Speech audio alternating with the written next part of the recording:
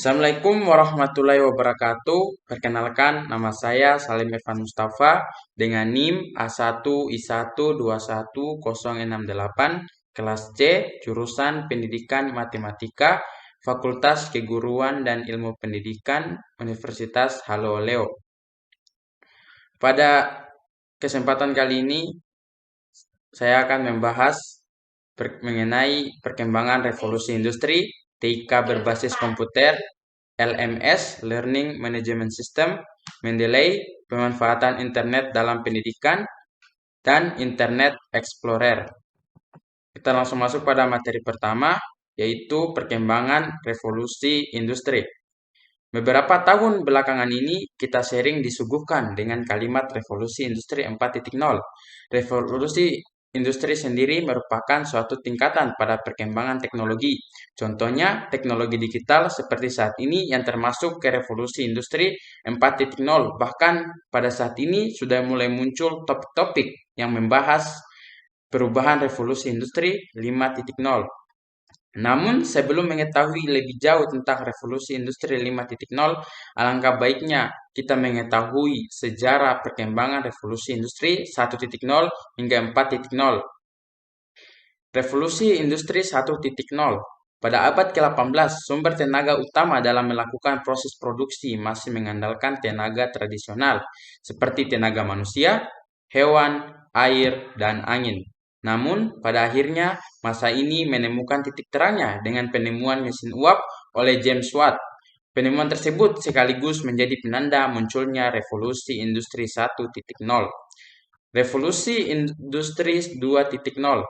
Pada awal abad ke-20, revolusi industri yang kedua ini ditandai ditemukannya tenaga listrik. Pada masa ini, mobil-mobil sudah mulai diproduksi secara massal. Tidak hanya sektor transportasi, revolusi industri 2.0 juga memberikan pengaruh yang kuat pada Perang Dunia Kedua. Revolusi industri 3.0. Masih pada abad ke-20, partisipasi manusia pada abad ini mulai berkurang dengan dimulainya era digital. Banyaknya teknologi mesin analog yang sudah beralih menjadi teknologi-teknologi canggih secara digital, seperti menghitung rumus formula, mengurung dokumen jarak jauh, hingga mengatur manajemen keuangan, dapat dilakukan oleh komputer. Setelah adanya revolusi 3.0 ini, masa industri perlahan bertransisi menjadi masa informasi. Revolusi industri 4.0. Beralih ke masa sekarang, revolusi industri dimulai dari tahun 2000 hingga saat ini. Bisa dikatakan, revolusi industri 4.0 merupakan upgrade besar-besaran dari teknologi revolusi industri 3.0. Pada 4.0 ini, revolusi terfokuskan pada perkembangan dunia digital seperti IoT, Internet of Things. Perubahan revolusi ini memberikan perubahan yang sangat signifikan dalam seluruh aspek. Tidak lagi terfokus pada sektor industri. Kini, semua bidang seperti pekerjaan, pendidikan, hingga pola hidup masyarakat sehari-hari. Hal yang mungkin tidak kita duga sebelumnya seperti munculnya lapangan pekerjaan baru seperti konten kreator, ojek online, dan pekerjaan yang sebelumnya dilakukan secara langsung kini dapat dilakukan hanya dengan sentuhan jari. Kita masuk pada materi kedua yaitu TIK berbasis komputer. Komputer merupakan jenis media yang secara virtual dapat menyediakan respon yang segera terhadap hasil belajar yang dilakukan oleh siswa. Perkembangan teknologi yang pesat saat ini telah memungkinkan komputer memuat dan menyayangkan beragam bentuk media di dalamnya. Perangkat komputer bisa dibagi menjadi 3 bagian, yaitu yang pertama hardware. Hardware adalah perangkat keras komputer yang dapat dilihat, diraba, atau dipegang. Hardware komputer memiliki beberapa komponen, yaitu yang pertama perangkat masukan atau input device adalah perangkat keras yang berfungsi untuk memasukkan data atau instruksi ke dalam CPU komputer sebagai perangkat pemrosesan komputer. Perangkat yang termasuk ke dalam peripheral masukan diantaranya yaitu keyboard, mouse, joystick, dan scanner. Yang kedua yaitu perangkat pemrosesan atau process device, merupakan satu rangkaian kerjasama antar beberapa komponen. Adapun alat-alat proses yang digunakan komputer untuk mengolah data yaitu prosesor. Prosesor adalah alat utama yang berfungsi mengolah data secara digital. Kemudian RAM, Random Access Memory, adalah sebuah tipe penyimpanan komputer yang isinya dapat diakses seketika tanpa mempedulikan letak data tersebut dalam memori. Mainboard Fungsi mainboard mengorganisasikan, mengatur, dan menentukan alat yang terpasang pada komputer. 3. Perangkat keluaran atau output device. Informasi yang telah diproses oleh komputer ditampilkan kepada pengguna melalui alat output. Beberapa alat output yang banyak digunakan dalam sistem komputer adalah monitor, printer, central processing unit atau CPU, headset, dan speaker. Yang kedua yaitu ada software.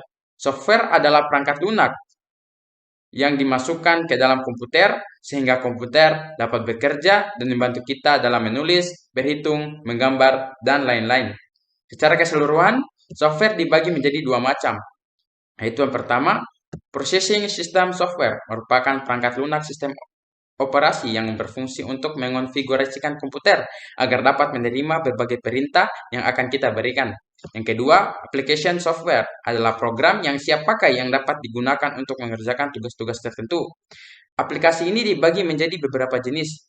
Misalnya untuk bisnis dan Office application dapat menggunakan Microsoft Office. Untuk antivirus application dapat menggunakan AVG, Avira, atau antivirus lainnya. Untuk web browser application dapat menggunakan Internet Explorer atau Opera. Yang ketiga yaitu brandware atau pengguna. Kita masuk pada materi yang ketiga yaitu LMS, Learning Management System. Learning Management System atau LMS secara umum adalah perangkat lunak yang dirancang untuk membuat, mendistribusikan, dan mengatur penyampaian materi pembelajaran. Sistem LMS ini bisa membantu para pengajar atau dosen untuk merencanakan dan membuat silabus, mengelola bahan pembelajaran, mengelola aktivitas perkuliahan mahasiswa, mengelola nilai, menampilkan transkrip nilai, berdiskusi, dan melakukan kuis. LMS juga memudahkan mahasiswa untuk mengakses konten atau materi perkuliahan dari mana saja dan kapan saja. Contoh LMS yang sering digunakan oleh perguruan tinggi ada Google Classroom, Moodle, dan sebagainya. Kita masuk pada materi keempat, yaitu Mendeley. Mendeley merupakan sebuah perangkat lunak yang memiliki berbagai fungsi, yang salah satunya yaitu membuat daftar pustaka yang terdapat pada jurnal maupun buku. Media ini membantu kita untuk menyelesaikan tugas yang membutuhkan daftar pustaka. Kita masuk pada materi kelima, yaitu pemanfaatan internet dalam pendidikan. Perkembangan teknologi internet dalam kehidupan sehari-hari memiliki dampak yang luar biasa positif di berbagai aspek kehidupan, termasuk juga di dalam dunia pendidikan. Oleh karena itu, saat ini internet memiliki peran penting sebagai sarana penunjang perkembangan kualitas pendidikan di Indonesia. Manfaat utama yang didapatkan dari kegunaan internet di bidang pendidikan adalah sebagai sarana mencari informasi. Terlebih lagi, informasi yang terdapat di internet lebih update dari buku maupun perpustakaan. Dapat dikatakan bahwa hampir semua informasi mengenai pendidikan dapat kita akses melalui internet. Antara lain seperti materi pelajaran, kurikulum, silabus, soal-soal pelajaran maupun cara mengerjakannya. Selain itu, internet juga mempermudah kita untuk mencari referensi literatur. Hanya dengan mengetikkan kata kunci sesuai dengan kebutuhan kita, maka kita akan langsung mendapatkan informasi yang sesuai dengan kata kunci literatur tersebut. Selain itu, pemanfaatan teknologi internet yang sedang marak dilakukan saat ini adalah sistem pendidikan jarak jauh. Pendidikan jarak jauh ini dapat ditemukan di sejumlah universitas yang menyediakan program kuliah online, memungkinkan mahasiswanya untuk melaksanakan kuliah tanpa harus hadir ke universitas tersebut.